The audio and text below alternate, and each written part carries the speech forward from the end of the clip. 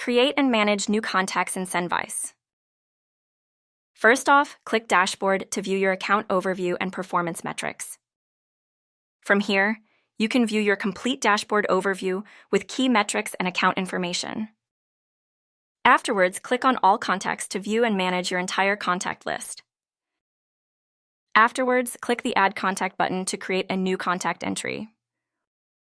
Next up, enter the phone number in the phone field to add contact information.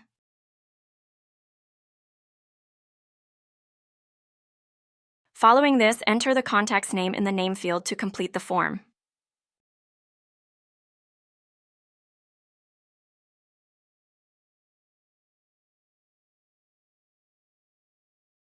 Following this, enter the contact's email address in the email field provided.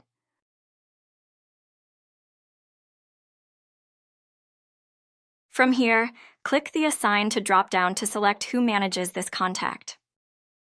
Now click the Create button to add this contact to your contacts list.